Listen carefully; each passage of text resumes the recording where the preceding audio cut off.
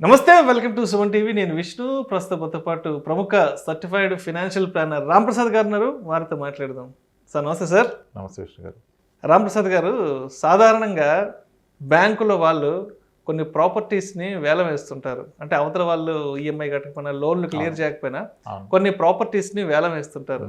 So ఇలా వేలం వేసిన ప్రాపర్టీస్ తక్కువ ధరకు వస్తాయి కదా అని చెప్పి అక్కడికి వెళ్ళి ఆ వేలంలో ఉన్న ప్రాపర్టీస్ని కొనుక్కోవడం మంచిదే అంటారా? తక్కువకి వస్తున్నాయి కదా అని చెప్పి. అవును, తక్కువకి వస్తే కొనుక్కోవాలి కదా.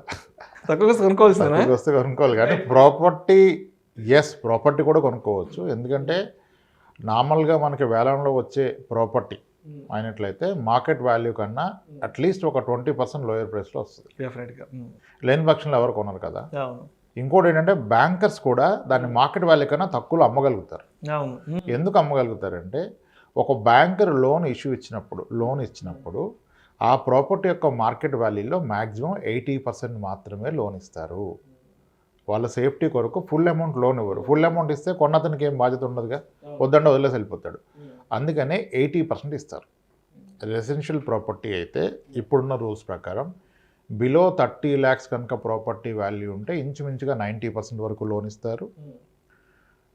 50 లక్షలు 75 లక్షల వరకు ఉన్నట్లయితే మీకు ఆ ప్రాపర్టీ వాల్యూలో 80% వరకు లోన్ ఇస్తారు. 75 లక్షల పైన ఉంటే ప్రాపర్టీ వాల్యూలో 75% లోన్ ఇస్తారు. అంటే బ్యాంకర్ ఈజ్ ఆల్వేస్ సేఫ్.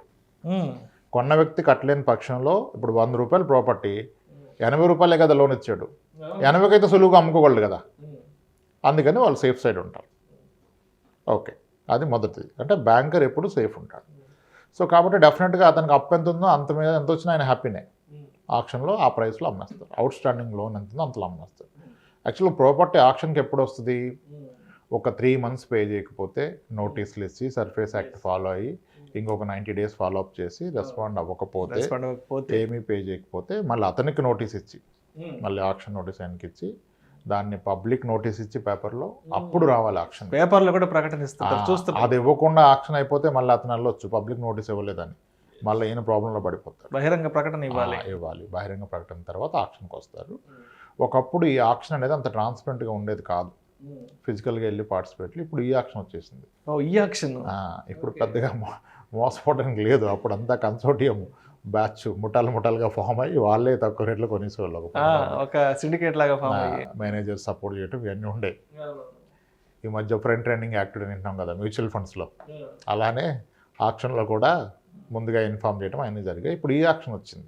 ఒక ప్రైస్ పెడతారు, వాళ్ళు పెట్టిన ప్రైస్లో 5% డిపాజిట్ చేసి పార్టిసిపేట్ చేయొచ్చు. ఎవరు హైయెస్ట్ బిడ్ చేస్తే వాళ్ళకి అలాట్ చేస్తారు. సో తక్కువ రేట్లో కొనుక్కోవడం మంచిదే.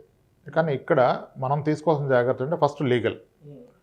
మోస్ట్లీ లీగల్ ఇష్యూస్ ఎప్పుడు వస్తాయంటే మీరు ఫ్లాట్ కానీ ఇండిపెండెంట్ హౌస్ కానీ కొంటే మేజర్గా రాకపోవచ్చు, మీరు స్థలాలు కొన్నప్పుడు ఎక్కువగా వస్తాయి లీగల్ ఇష్యూస్. స్థలాలు కొన్నప్పుడు వస్తాయి. ఈ డబుల్ రిజిస్ట్రేషన్ అని రకరకాల ఇబ్బందులు ఉంటాయి మోస్ట్లీ. అంటే first of all banker loan ఇచ్చాడంటే లీగల్గా క్లియరెన్స్ ఉంటేనే ఇస్తాడు. కానీ ఆ బ్యాంకర్స్ని కూడా మోసం చేసే గనులు చాలామంది ఉన్నారు.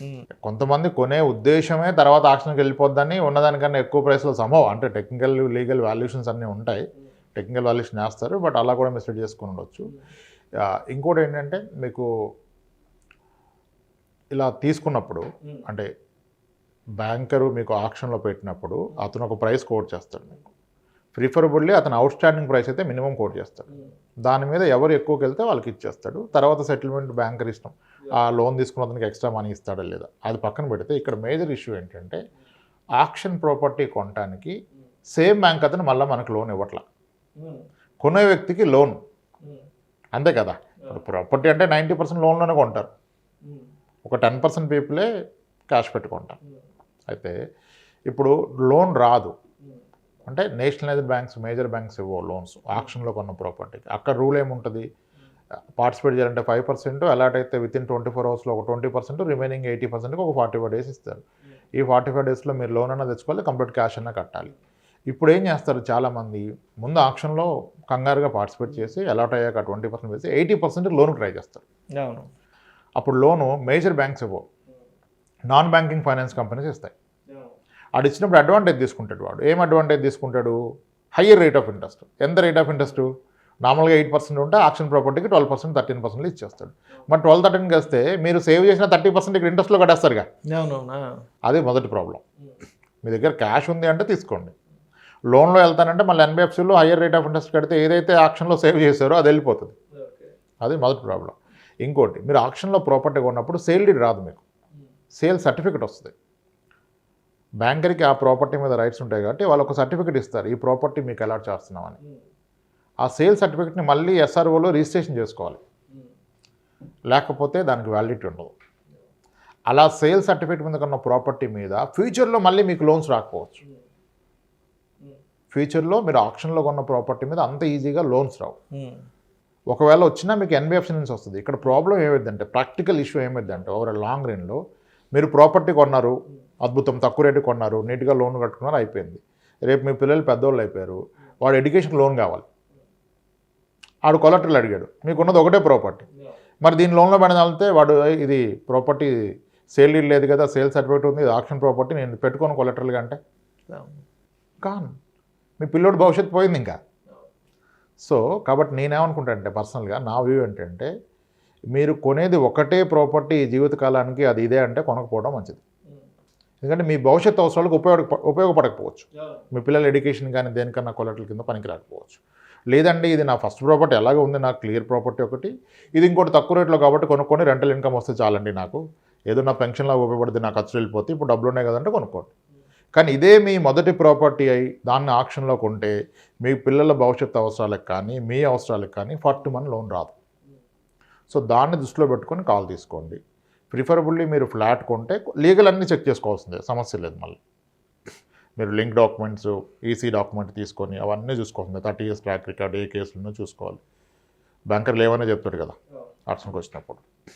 సో అది చూసుకొని కొనుక్కోవచ్చు. కానీ ఇన్ కేస్ ఆక్షన్లో కొనేది మొదటి ప్రాపర్టీ అండ్ మీ జీవితంలో ఇంక తప్ప ఇంకో ప్రాపర్టీ కొనలేము, ఇదే మన లైఫ్ టైం ప్రాపర్టీ అయితే మాత్రం ఆలోచించి నిర్ణయం తీసుకోండి.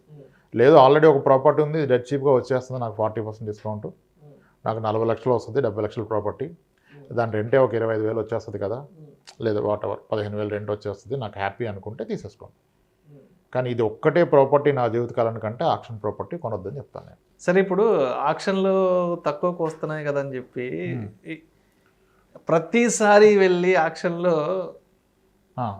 ఈ ప్రాపర్టీని కొనుగోలు చేయడం వల్ల అంటే ఫర్దర్గా మళ్ళీ ఎలాంటి ఇబ్బందులు వస్తాయి అంటే, మనకి వేలంలో తక్కువకు వస్తున్నాయి కదా, సరే నెలకు ఒకటి కొనేసుకుందాం కదా అని చెప్పేసి ఇలా వెళ్ళి కొనుక్కోవడం వల్ల ఫర్దర్గా ఏమన్నా ట్యాక్స్కి సంబంధించిన ప్రాబ్లమ్స్ ఏమైనా ఉంటాయా?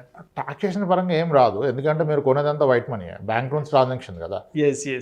అంటే అన్లెస్ మీరు ట్యాక్స్ పే చేసిన క్లియర్ వైట్ మనీ ఉంటే తప్ప కొనలేరు.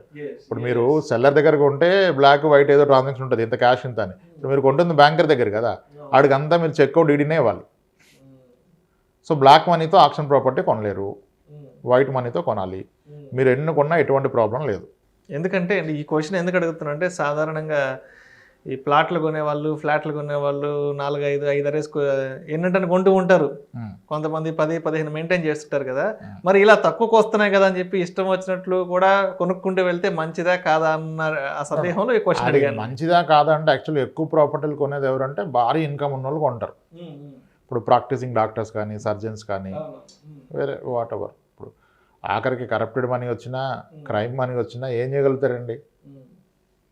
ఉన్న పలంగా 2 కోట్లు వచ్చి క్యాష్ పడితే ఏం చేయగలుగుతారు ఇంట్లో? అవునవునా. దెన్ బయింగ్ ప్రాపర్టీ ఏం కొనలేరు. అలా కొనాలంటే ఈ ప్రాపర్టీ కొనరు, ఓనర్ దగ్గర కొనుక్కోవాలి. బ్యాంక్ దగ్గర కొంటే కంప్లీట్ వైట్ ట్రాన్సాక్షన్ కదా, అలా కొనే అవకాశం ఉండదు. మీకు వైట్ మనీ ఉంటేనే కొనగలుగుతారు, బ్లాక్ మనీతో కొనలేరు, అన్అకౌంటెడ్ మనీతో కొనలేరు. సో అటువంటి ఇబ్బందులు ఏమీ రావు. సో ఎన్నైనా కొనుక్కోవచ్చు అయితే? ఉంటే కొనుక్కోవచ్చు, డబ్బు ఉండి తక్కువకు వస్తున్నాయి కదా అని చెప్తే కొనుక్కోవచ్చు. ఇక్కడ మరో ముఖ్యమైన విషయం గుర్తుంచుకోవాలి. అసలు ఒక ప్రాపర్టీ లోన్లో తీసుకున్న వ్యక్తి ఎన్పిఏ వరకు వస్తే కూడా బ్యాంకర్ అమ్మేంత వరకు ఆయన ఏం చేస్తాడు? ఆయన అమ్ముకోవచ్చు కదా. ఇప్పుడు నేను ₹1,00,00,000 ప్రాపర్టీ కొన్నాను, బ్యాంక్లో తీసుకున్న లోన్ 80 లక్షలు, 2 ఏళ్ల పాటు కట్టాను, అందువల్ల 80 లక్షలు కాస్త తగ్గి 74 లక్షలు అయింది, 75 లక్షలు అయింది. మరి ఇప్పుడు నేను కట్టిన పక్షంలో బ్యాంకర్ ఆక్షన్కి వెళ్ళిపోతే అతను అమ్మేస్తాడు, నాకేమి రాకపోవచ్చు మోస్ట్లీ. మరి అప్పుడు నా ₹1,00,00,000 ప్రాపర్టీ 2 yearsలో 1,00,00,000 కాస్త 1,20,000 ఉండాలి కదా. అప్పుడు మరి 75 లక్షలే ఉంటే అక్కడ దాకా ఎందుకైనా సరే ఈయన అమ్ముకోవాలి, ఈయన అమ్ముకోవాలి కదా యాక్చువల్గా. ఆ అమ్మలేని పరిస్థితి వస్తే కదా, అంటే ఎక్కడో కొంచెం మతలబు ఉండే అవకాశం ఉంది దాంట్లో.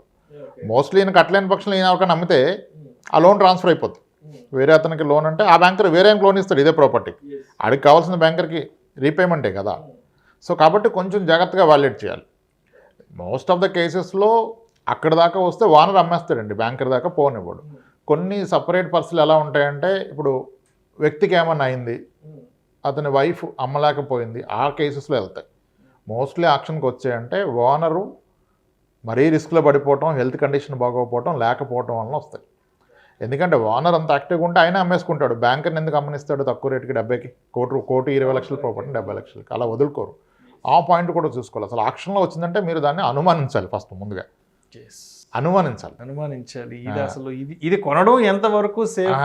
కొందరికి సెంటిమెంట్స్ ఉంటాయిగా, దాంట్లో ఎవరన్నా సూసైడ్ చేసుకొని ఉంటే ప్రాపర్టీలో ఆబ్వియస్గా బ్యాంకర్ చెప్పడు కదా. కొన్ని డెత్ మిస్టరీస్ కూడా కొన్ని ప్రాపర్టీస్ లో దాంట్లో ఏదైనా క్రైమ్ జరుగుండొచ్చు, అశుభాలు ఏమన్నా జరుగుండొచ్చు. దానివల్ల వాళ్ళు ఇంకా దాన్ని ఉంచుకోదలుచుకోలేదు.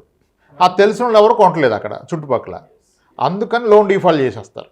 ఇది ఇలాగ మనం అమ్మలేము కాబట్టి బ్యాంకరే అమ్ముకుంటాడని డిఫాల్ట్ చేస్తారు. అవి కూడా చూసుకోవాలి. అంటే ఆక్షన్లో పార్టిసిపేట్ చేయడానికి ముందు మీరు రిక్కి నిర్వహించాలి అక్కడ. అంటే సాధారణంగా ఇలాంటి డౌట్స్ ఎక్కడ వస్తాయంటే వెహికల్స్ విషయంలో వస్తాయి. ఒక సెకండ్ హ్యాండ్ వెహికల్ కొంటున్నామంటే ఎందుకు అమ్ముతున్నారు ఏంటో, ఇంతకుముందు అసలు ఈ వెహికల్ వల్ల ఏదైనా ప్రమాదం జరిగిందా, లేకపోతే ఇంకేదైనా అనర్థం జరిగిందా, వాళ్ళు అసలు ఎందుకు అమ్ముతున్నారు, మనం ఎంత కొనాలని కూడా, అంటే వెహికల్ విషయంలో సాధారణంగా ఇలాంటి డౌట్స్ అనేవి రైజ్ అవుతుంటాయి.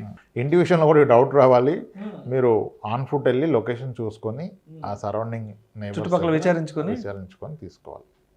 ఇది కూడా ఇంపార్టెంట్ పాయింట్. తక్కువ రేట్లో జరగటం నిజం కావచ్చు కొన్ని కేసెస్లో, ఏదైనా తక్కువలో వస్తే దానికంటే ఒక కారణం ఉంటుంది కదా, బలమైన కారణం. అసలు అది వేలం వేసే వరకు ఎందుకు వచ్చింది, ఫస్ట్ ఆ వ్యాలిడ్ పాయింట్ మన మైండ్లో పెట్టుకోవాలి. అతను కట్టలేకపోవడానికి కారణం ఏంటి, అది బ్యాంకర్ చెప్పడం. అవతల వాళ్ళు ఎంత కట్టలేకపోయారని అది బ్యాంకర్ చెప్తారు, కట్టలేదు కాబట్టి వేలం వేస్తున్నాము. అది కూడా చూసుకోవాలండి. మొదటగా ఆ పాయింట్ చూసుకొని దాంట్లో ఇబ్బంది లేని పక్షంలో అప్పుడు డిస్కౌంట్లో వచ్చింది కాబట్టి కొనుక్కోవచ్చు. Thank you sir, thank you so much Ramprasad గారు. బ్యాంకుల వేలం వేసిన ప్రాపర్టీస్ని కొనొచ్చా కొనకూడదా అనే అంశం గురించి చాలా క్రిస్టల్ క్లియర్గా, చాలా డీటెయిల్డ్గా మీ విశ్లేషణ తెలియజేశారు sir. Thank you so much sir.